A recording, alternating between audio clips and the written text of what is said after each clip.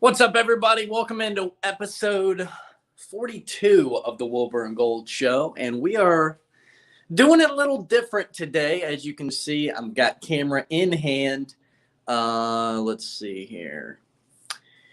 It's around 11 o'clock, which is around the time I came live yesterday. Yesterday was just a massive rant of what we witnessed, those of us that saw it in episode 6, the latest episode of the Book of Boba Fett. It was just packed full of just stuff. I mean, it was the most Star Wars thing that I've seen in quite a while. It opened a lot of doors of what is to come, both in that show and in the Mandalorian season 3 and in the Ahsoka show and the Kenobi show. And it just showed us it's limitless what we can get. I mean, with the CGI now, I mean, the deep fake on Luke is just incredible. I mean, it just goes to show, like, we can get literally anything. We've revived Tarkin in Rogue One. We've seen a young Princess Leia in Rogue One, even after, Carrie Fisher passed away after shooting The Last Jedi. We, saw that they could recreate her to an extent in Rise of Skywalker to kind of let her finish out the sequel. So it's limitless, and we saw a lot in Book of Boba Fett episode 6. So, but anyway, I got camera in hand right now because I wanted to go live, and I'm kind of on the move right now. But that's not going to stop me from coming live and hang with you guys for a while. I'm actually making a cup of coffee. I'm starting to feel a little jittery, so this ought to be interesting. I'm on a cup of coffee number 2 here, so I'm going to make that here with you guys while we get started. So we are going to talk.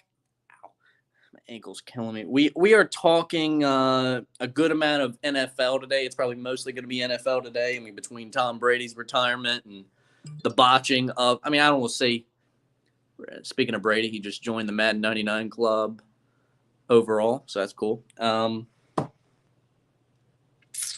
was I about to do? Oh, so, what was I about to say? Let me set this here. How much battery do I have? What am I working with right now? 6%. We Gucci right now.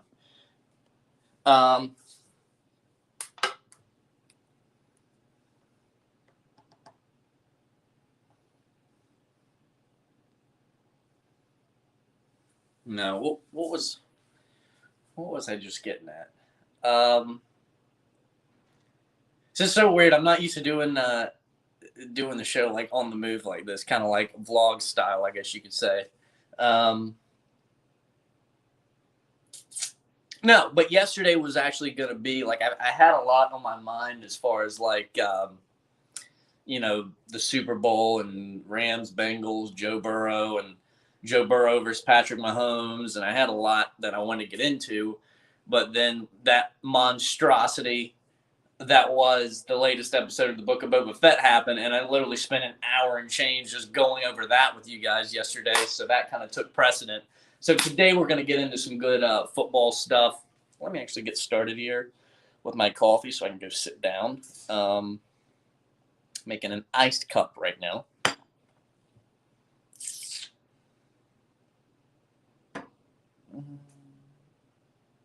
Okay. See if I can bring the camera.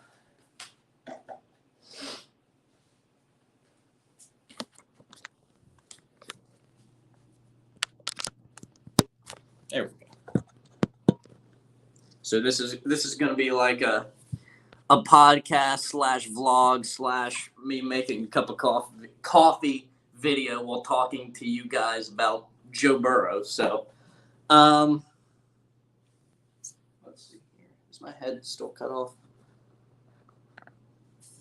Kind of, sort of, yeah.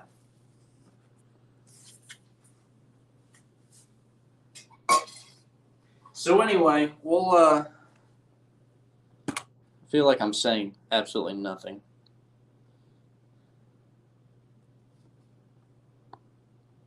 So what do you guys think about the Washington Commanders, Nick? I mean, I'm one where, like, a lot of people get butthurt whenever, like, I remember, like, when God, I don't know if I need the second cup of coffee because I've already got the jitters, and I'm only one cup in, so this could be interesting. I might have to start munching because usually once I get the jitters after coffee, I need to eat. That's basically my body telling me I need to eat something. So we'll see.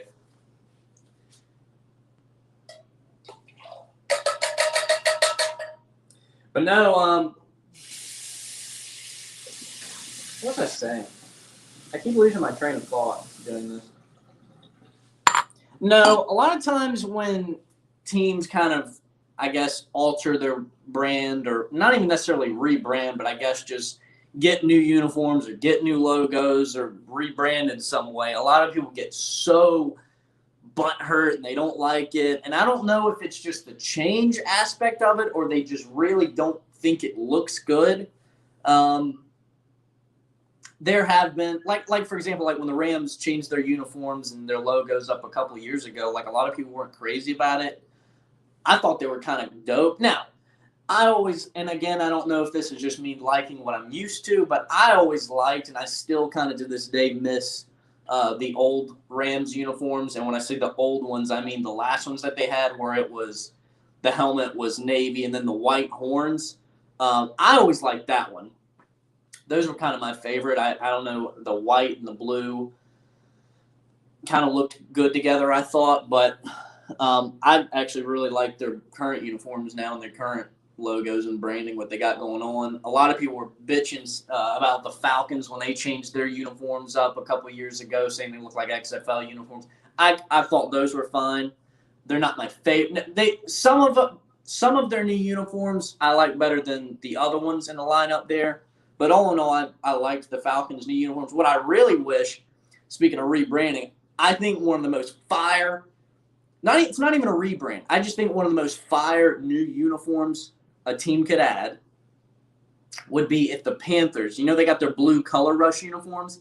I think if the Panthers would do – because they've always had the same helmet. They changed up the Panther logo very slightly in certain details, like on the outer parts of the logo, and altered it just a touch. Barely, you might not even notice unless you really are a fan and like look close. But I think the Panthers have always had those silver helmets. The Panther, obviously, their helmet. It's always for the most part been the same. I think the Panthers should literally have the same helmet but blue. That Panther blue. I think it would be so fire. Now, I think I don't think that helmet would look necessarily good.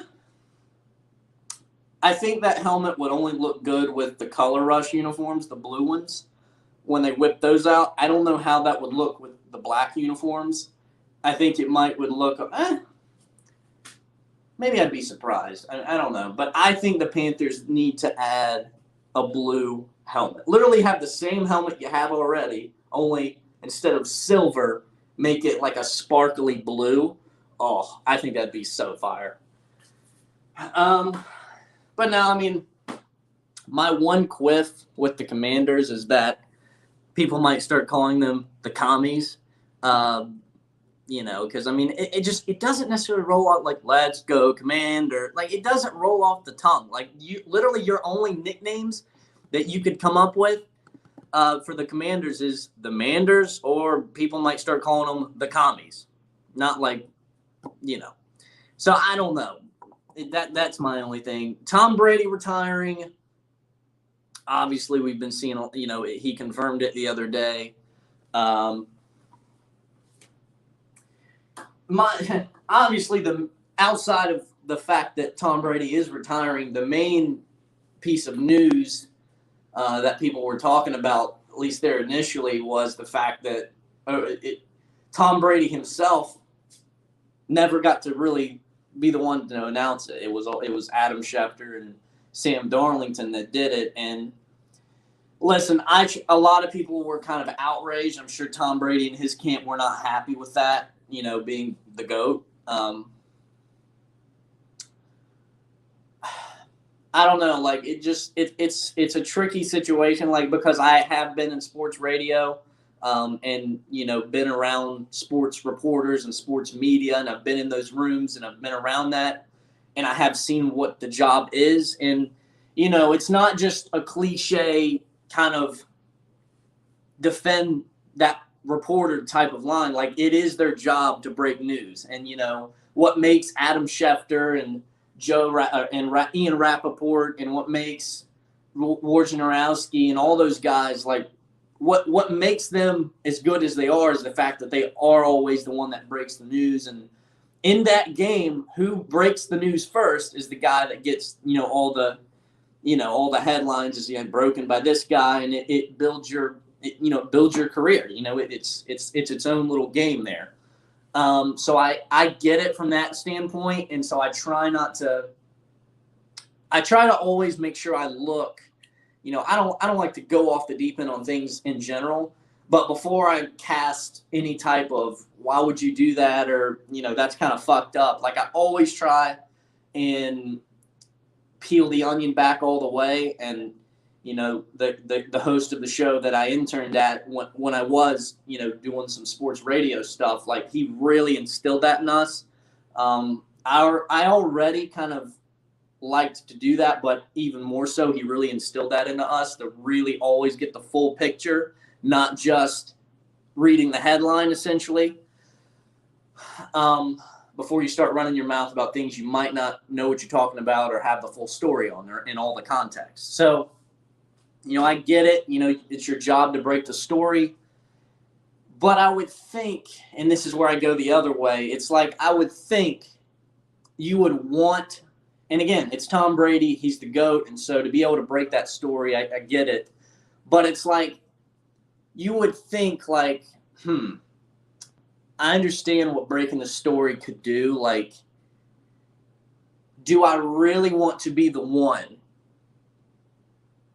And hey, you might just be so career driven where you have no morals in this sense. And I'm not even saying it's a moral thing, but in the sense of like you could give a shit less that he's the GOAT and he wants to be the one to control that narrative and his own story and be the one to break the news. You might just be so competitive, and so be it, that you don't give a fuck and you want to break the story and you're going to be the one and you don't give a shit. Hey, so be it. But God, you would just think that like you could have a little bit of feel in the sense of, all right, this is Tom Brady we're dealing with here. And if I'm the one that jumps the gun and breaks this story before he gets to actually talk, it could look bad on me. I'm going to be the one that broke it, but it could look bad on me that I don't give him that respect that he has earned over his career to be able to be the one to come out and say first, hey, I'm retiring. And it's definitely a tricky thing, I think. Because I do think Tom Brady has earned the right to be able to be the one that breaks that story. And I don't know how it got leaked. There's multiple scenarios where like maybe somebody in Tom Brady's camp leaked it, or maybe because obviously the Tom Brady little documentary or docuseries right now, Man in the Arena, it is on ESPN Plus. So they might have known or had some type of inside scoop, and they just couldn't hold it. Like I don't know. Like it's a very interesting thing, and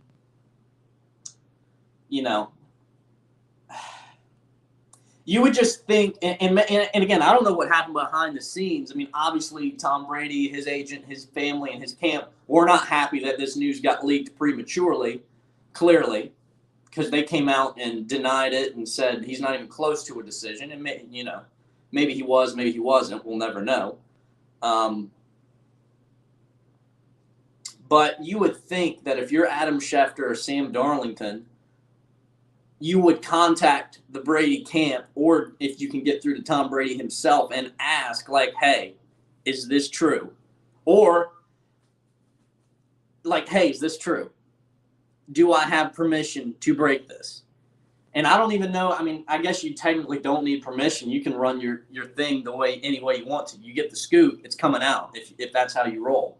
But you would just think that he's earned, and I guess this just goes to show that it doesn't matter who the fuck you are. If your dirt gets out, somebody's gonna break it. So, but you would wish that Tom Brady had earned the right to be able to be the one to come out and break that news himself. But so I don't know. But I also understand the game of being the one to break the story. It's just, if I'm Adam Schefter, like if Adam Schefter, in fact, because I mean, and here's the other thing, ESPN doubled down. Like, they stayed the course. They weren't like all the other networks that said, their headline was, reports Tom Brady will retire, but they're pushing back and they're saying that this, all the other networks and media outlets were going that way. ESPN did not pivot. They did not falter. They stayed with it. Tom Brady retiring after 22 seasons, even after they came out and said he's not even close to a decision. They stayed with it. That part didn't sit well with me, just because and the only reason now that he has retired, it's like they had to have known something that we all they had to have known. Like, so there again, it makes you wonder, like, if they really had that inside scoop. Like, even more so, it's kind of it's, to me, like, it's even more fucked up that they broke it that early before Tom got to speak. If they really had that level of confidence and he's going to do this, like, I don't know, as much as they rave about Tom Brady, you would think they would have enough feel to think, all right, let's let him be the one to do this. But there again, when it comes to some people in their careers, they are so competitive and they are so, I don't want to say no morals, because it's not like that type of thing, but it's just they are so, like, dialed in and so committed to their own cause that they don't give a shit.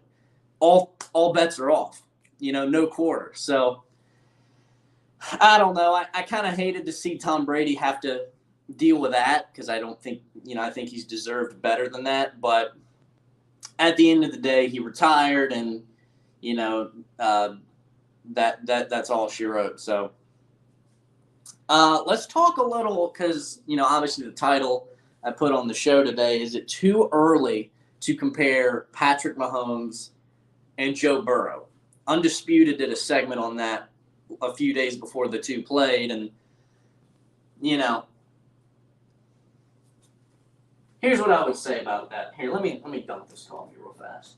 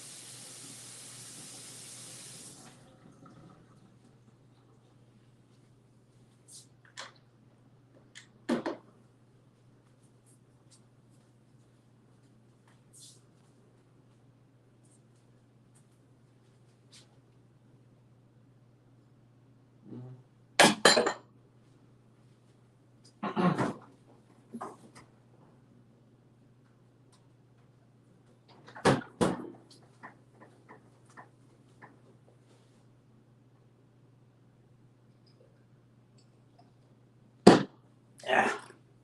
Whew. So, is it too early? Because Joe Burrow has only been in the league 2 years, and he was hurt for a majority of his first one. This was his first full year of starting in the NFL.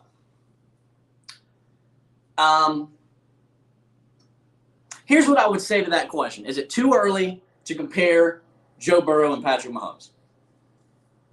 To me, Yes, it is. Even though we've seen how good Joe Burrow is, it doesn't take away from the fact that it is still early on both regards. It's early in the sense that this great run he's having in the playoffs, it could be. I don't think it's a fluke. I say it isn't a fluke. I think he's just that fucking bad to the bone and good. I'm a big Joe Burrow guy. But you could go the other way and say, who's to say he's not going to leap off? This is only his first year starting in the league. Who's to say he's not going to completely take off, and this isn't even scratching the surface yet?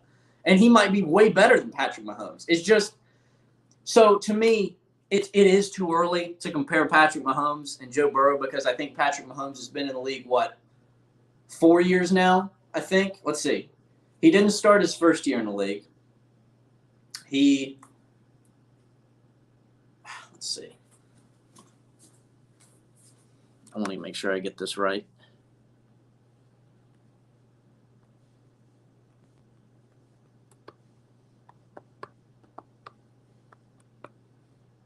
Let's see here.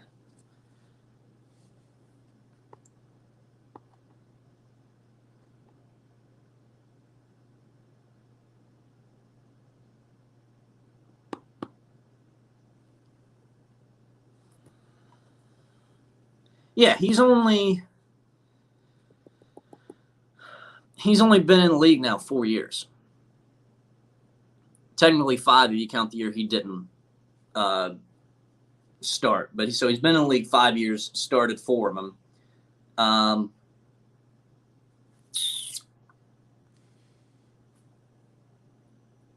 Yeah.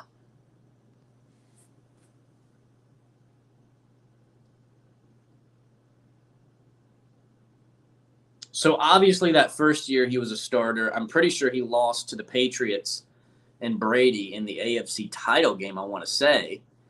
And then obviously they won it in 2019 against the Niners. Then they lost last year to the Bucs. And then obviously lost this year to the Bengals in the AFC title game. So he's gotten 1 ring, been to 2 Super Bowls, been to 4 straight AFC title games for sure. Won 2 of those. And obviously, we know what Mahomes is. Like, we know how great he is. But at the same time, like, all right, so let's look at it this way. If we want to say that it's – I do think it's too early to compare the two. What I have an issue with is people saying that there is no comparison between Patrick Mahomes and Joe Brady. They're not even in the same category. They're not even close because I have heard some people say that. I disagree strongly on that because it is too early to say whether he is or isn't, whether this is maybe a little bit of just a hot lightning in a bottle run and he's not going to be this good all the time throughout his whole career, or maybe this isn't even scratching the surface yet and he's just going to be miles better than this. We don't know, and it's too early because this is only his first year starting. So to that point, to say that Joe Burrow is not in Patrick Mahomes' category or realm and that he never will be is obviously wrong because Joe Burrow could end up being way better than Patrick Mahomes. He may not be as good as Patrick Mahomes, but, based on what he's doing right now, I mean, considering Mahomes lost in the AFC title game his first year starting and Joe Burrow's going to the Super Bowl in his first full year starting. Now, Joe Burrow started some games last year, but he got hurt. I don't remember how many games he got through before he got knocked out for the season. But the point is, if Joe Burrow fucks around and wins the Super Bowl, like he's going to be right on par with what Patrick Mahomes was really up to at this stage in his career. So while I do think it's too early to compare the two, it ain't out of the question to say Joe Burrow might end up being as good or better than Patrick Mahomes. Like, don't let your Mahomes crush, Mahomes fandom blind you from the fact that Joe Burrow is essentially on the same trajectory outside of, I guess, the MVP up to this point, because I think Mahomes won the MVP. I forget the year he won it. Doesn't matter. Although I see no reason why Joe Burrow couldn't win. In fact, I'm pretty sure Joe Burrow, a lot of people had him in their MVP conversation. So there you go. Like, Joe Burrow is essentially on the same trajectory And I know that I don't know if their stats are identical. It's not what I'm talking about. I'm talking about from a winning perspective, and just what they were accomplishing. Joe Burrow is right there on the same trajectory that Patrick Mahomes was. Joe Burrow started a handful, played a handful his first year, got hurt, got knocked out. This was his first year starting. He's in the Super Bowl. Mahomes I think he started one game his first year, then started obviously the full year the second year, got to the AFC title game, lost to Brady. But you can see where I'm going with this. Like, it's not out of the question. So I'll just leave you with that.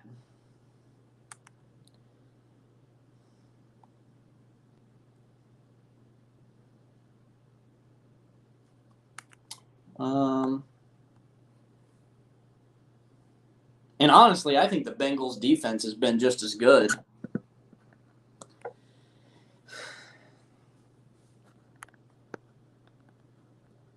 Sorry about that. No, I think the Bengals defense has been, honestly, just as much the star of the show as Joe Burrow has.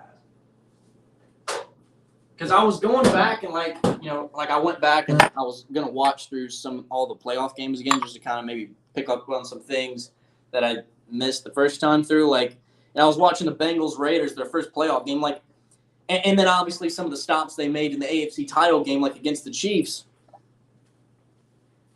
The Bengals D is just as much a star in this thing as Joe Burrow.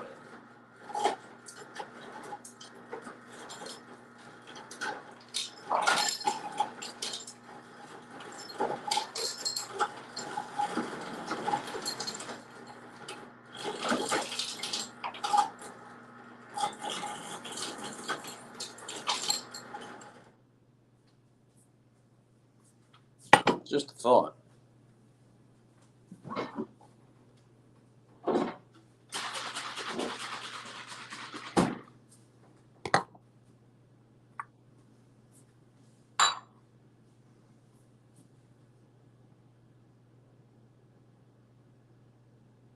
I will say this, kind of switching gears here, or kind of going back to Tom Brady a little bit. Even though, I did not, I can't tell you how badly I wanted him to come back one more year, just despite all of the reports that broke prematurely, didn't give him the chance to be the one to come out and retire himself. I wanted because Tom Brady has that mama mentality thing and that chip on his shoulder in him. Even though a chip is technically outside of yourself because it's on your shoulder, not in your shoulder. Tom Brady is absolutely that character that would come back just for one more year, whether it was with the Bucs or the Niners or what have you. He would be that guy to come back one more year just to spite everybody for, I guess, ruining his – not ruining, but in a way kind of ruining his retirement deal. He's absolutely that character that would come back and stick it up everybody's rear end. Maybe even win the Super Bowl for all I know. Because let's be honest, obviously we know the Bucs are a contender. Was. And then obviously we know that the Niners are a contender. Because they got a great defense. Deebo Samuel and all those guys, they got the weapons. Ain't no reason why Tom Brady couldn't go. And a lot of people would argue that the only thing the Niners are missing is that rock at quarterback. I happen to be on team Jimmy G. I don't think he's a superstar or anything, but I don't think he deserves a lot of the blame for stuff he gets. But that's besides the point. Well, you put Tom Brady over there on that Niners squad with that defense and those offensive weapons and Deebo Samuel and those guys, and obviously Kyle Shanahan running the show over there. They're going to cause some trouble. And obviously we know, Tom Brady was a Niners fan growing up, and he always wanted to play for him, so that's why I bring up the Niners. But, yeah.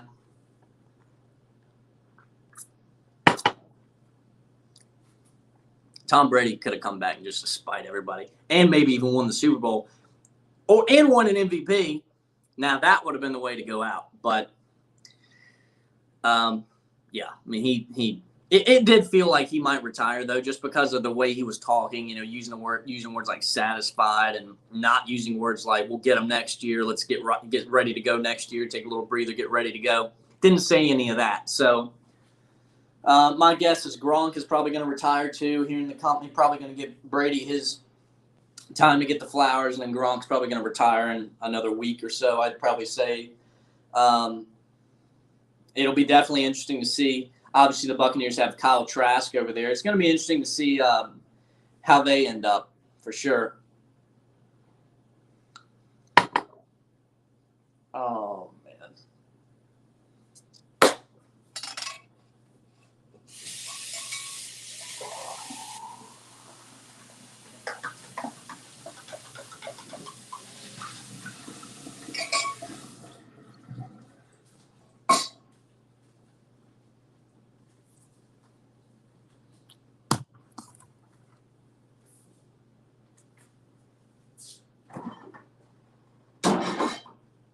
I'll tell you something else. I remember what I was going to tell you. Don't you hate it when that happens? Like, you knew you had something you wanted to say, and then I guess you don't say it initially, and you get sidetracked or something, and then you remember you had something to say, and then you go, oh, by the way, and then you just blank. Don't you just love it when that happens?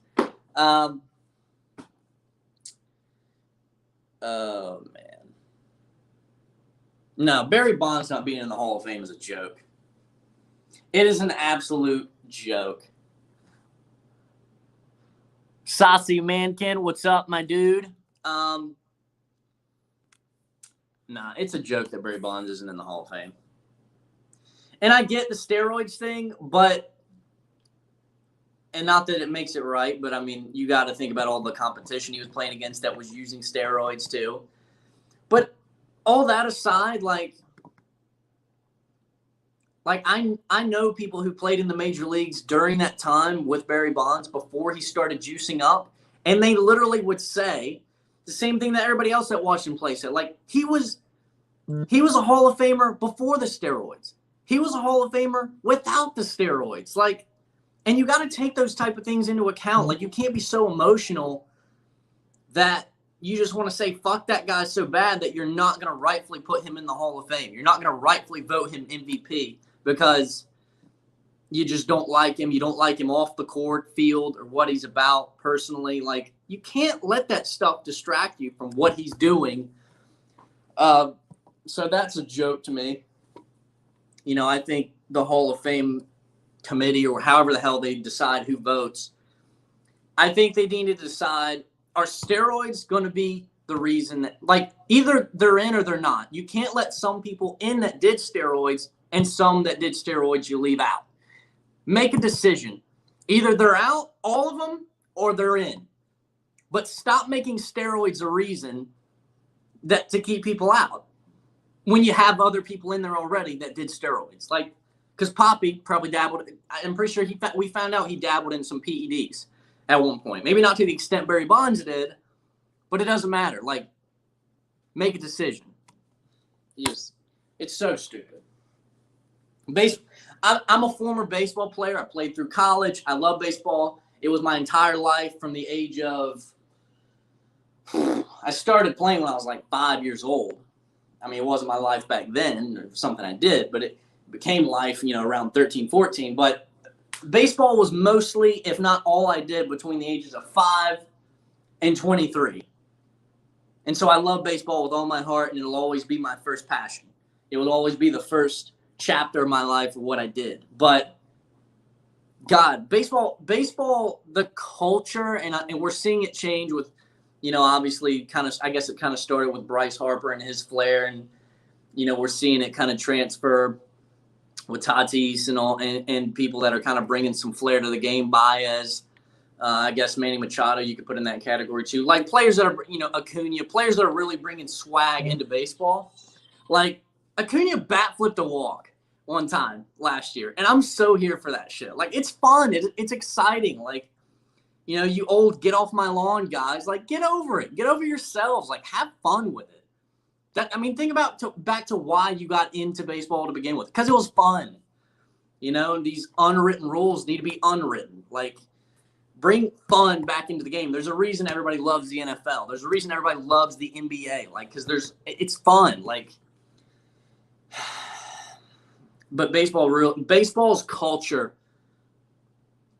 is so full of itself sometimes. Like, and it's disappointing to see that because I'm a very fun-loving guy, so I like all the flair and all that shit, like the bat flips on a walk or the bat flip on something that barely scrapes over the wall. Like, I'm here for that. It's fun. Oh, man. It's very disappointing to watch baseball sometimes, though. It definitely is. But we're getting there. We'll see. But get over it's too late now. He's not going to be on the ballot anymore unless they go in there and jigger something and change it so to put him in later down the road because he belongs there, and people like Pete Rose. But get over yourself and put him in the Hall.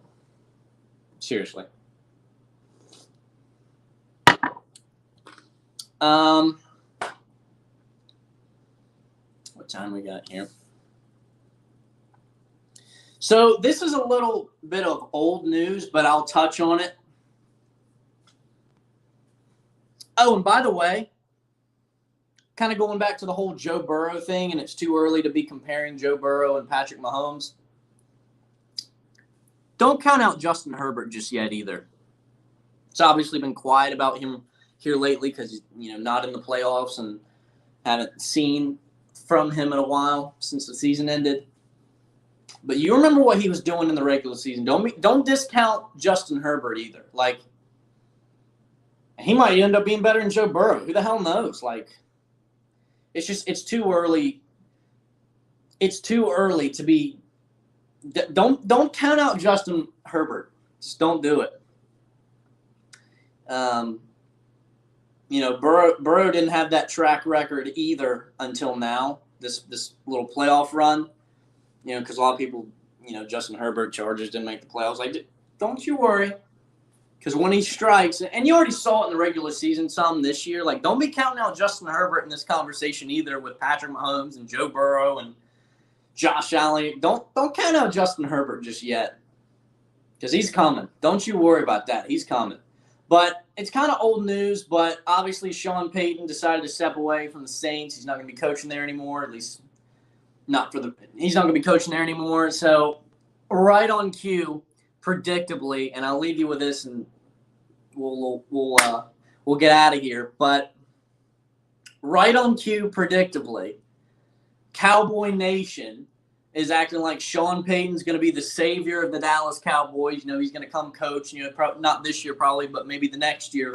He's going to be the coach and going to be the savior of the Cowboys. It's not. I guess if anybody could be one to save it or at least somewhat get it going in the right direction, it'll be Sean Payton. I have been adamant this year, and yet again, another disappointing first-round exit for the Cowboys, just like I said they would. They were one of the best teams, if not the technically best team in football at one point this year, and even then, I wouldn't call them a contender because, we've seen this movie before. Like, you remember Dak and Zeke, their first year kind of hitting the league. They were one of the best teams then, too. They had one of the best O-lines, if not the best line in the league. It didn't matter. Disappointing first-round exit. Because Cowboys are going to Cowboy. The media takes the bait and considers them a Super Bowl contender every stinking year. Every year. They always take the bait, like they completely forget about the disappointing last 26, going on 7 years that they've had with loads of talent coming through. DeMarco Murray, Dez Bryant, now Zeke. What's his name? I'm forgetting it. But the point is, is it a little unreasonable? Yes, because technically when you got a team with that level of talent, you should be like, all right, technically they are a contender. But I make an exception for the Cowboys. I don't care if they have Tom Brady as the stinking quarterback, which they won't now. I will never call the Cowboys a contender while Jerry Jones is running things Let's start there because I think he's the main reason why they can't get out of their own way, because he's more concerned about his own ego and things not concerning football. And he's more concerned about having all the power as opposed to having a head coach like a Jimmy Johnson back in the day that will have the pelotas to stand up to you and be like, no, I think we should do this. This is going to help us win, because he's a football coach. He knows a little something about this. A good football coach. A Sean Payton is going to come in there, and he's not going to bow to all of Jerry Jones's wishes. Like, he's going to want some power in that. Like, we've heard people say that about Sean Payton because he's earned that. Mike McCarthy, he can be a puppet. Like, you can control him. Jason Garrett, you can control him. He's your boy. But you get a coach in there like a Mike Tomlin, which obviously Mike Tomlin's not even on that horizon. But the point is, you get someone in there like Mike Tomlin or Sean Payton or Bill Belichick, they're not going to just bow down to you because you're Jerry Jones. They're going to call you a fucking idiot because of what you're doing, and we need to do it this way if we're going to turn this thing around. So until the Cowboys either don't have Jerry Jones running the show anymore, or they finally swallow their pride and get a coach in there that will stand up to him and be like, no, this is what we need to do, and has the balls to do that and will be given some power. I don't care who's the quarterback. I don't care what type of talent they have. I don't care if Patrick Mahomes is the quarterback. Like, I will never, ever call the Cowboys a contender until either one of those two things happen that I just said, or they go out and they do it and they prove it. And then finally, it's like, all right, they finally broke the curse. They finally got out of their own way. All right, now. But until they do one of those three things, no, I'll never, ever I will never, ever take that same bait that the media takes every year about the Dallas Cowboys. Oh, they're a Super Bowl contender. Oh, look at all this talent they have. Doesn't matter. They're the Cowboys. Doesn't matter. And on that note, that's a show. Appreciate you guys tuning in. Have a good rest of your day. Will Dalton, a.k.a. Wilbur and Gold. We'll see you next time.